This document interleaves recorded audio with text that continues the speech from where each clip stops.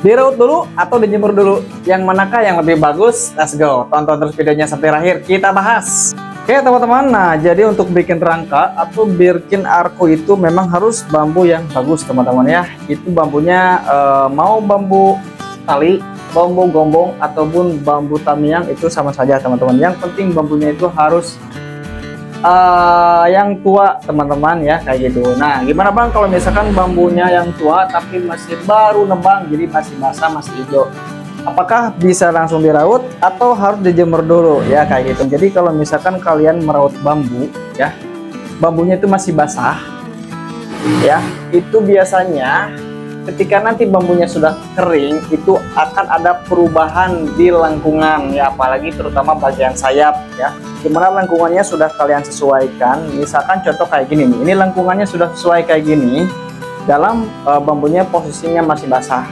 Nah ketika si bambu ini melalui masa proses pengeringan, itu biasanya si lengkungannya itu akan berbeda teman-teman, menjadi beda ya, karena ada sedikit apa ya, jadi si bambunya itu menciut, mengering ya, jadi agak sedikit mengeras teman-teman kayak gitu. Jadi si lengkungannya itu biasanya akan berubah. Biasanya saya raut lagi ya, jadi banyak lagi 3 wayon lah, jadi banyak waktu ya, harus diserut lagi, disesuaikan kayak gitu.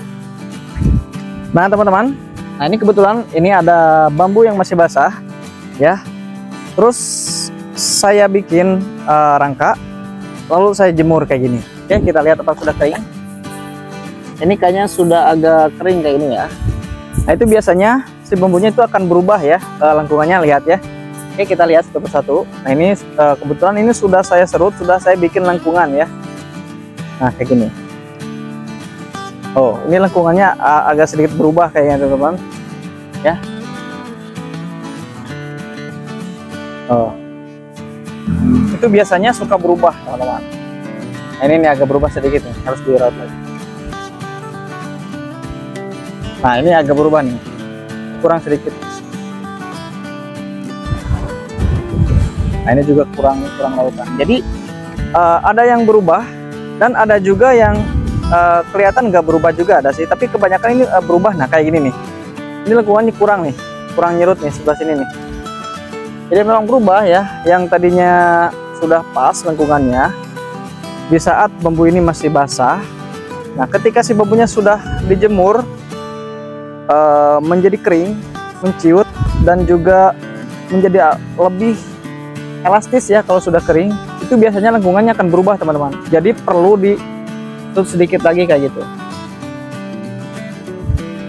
Oke nih, itu teman-teman, dimana ketika lengkungannya sudah kalian sesuaikan, ketika si bambunya masih basah, nah itu ketika bambunya dijemur terus kering itu biasanya berubah. Nah kayak gini nih ya, ini berubah tuh, yang ini jadi kurang, yang ini jadi kurang meruh ya, kurang meruh, lengkungannya kurang. Nah yang ini, nah oke, kita tes ya tuh, itu biasanya kayak gitu teman-teman ya. Itu pengalaman pribadi saya teman-teman, mau bambu gomong, bambu tali ataupun, nah kayak ini nih, ini kelihatan tuh, yang ini lengkung, yang ini enggak ya, kurang lengkungannya. Padahal tadi saya raut ini sudah pas teman-teman kayak gitu tuh, betul gak?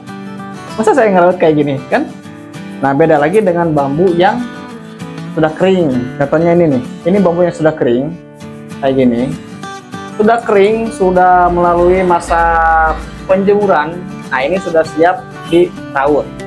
Nah ketika sudah diraut ya, kemudian dibikin rangka, terutama bagian sayap, dengan lengkungan yang sudah kalian sesuaikan kayak gini, itu biasanya lebih stabil, lebih elastis, dan juga tidak akan berubah untuk bagian lengkungannya kayak gini.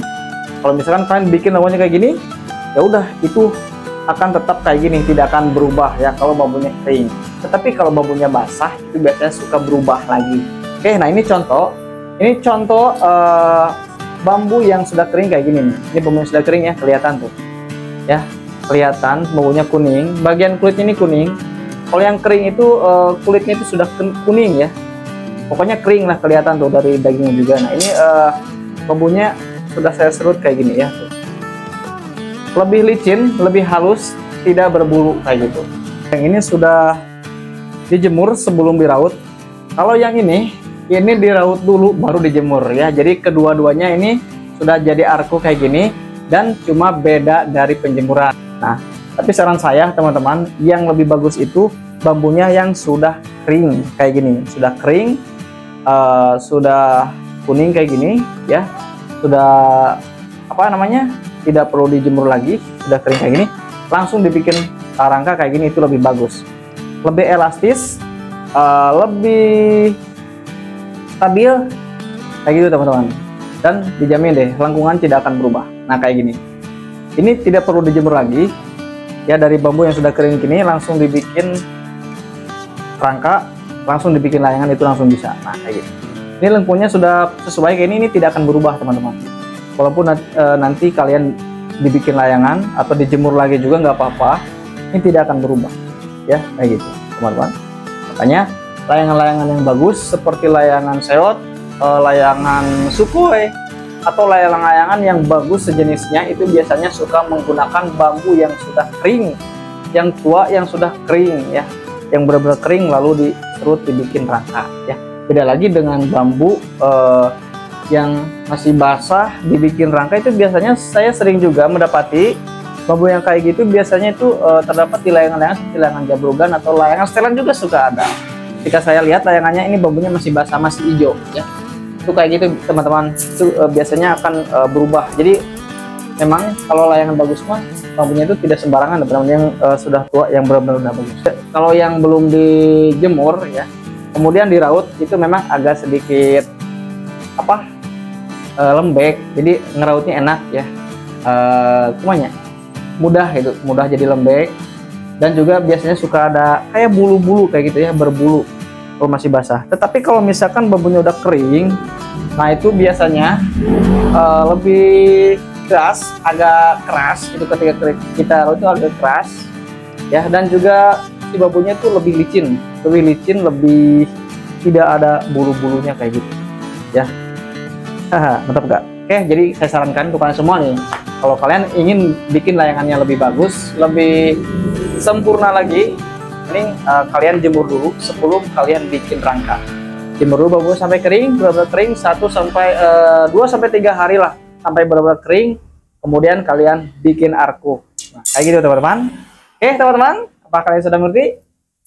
Mungkin cukup sampai di sini dulu untuk kalian kali ini ya. Semoga bermanfaat dan juga semoga terhibur. Dah.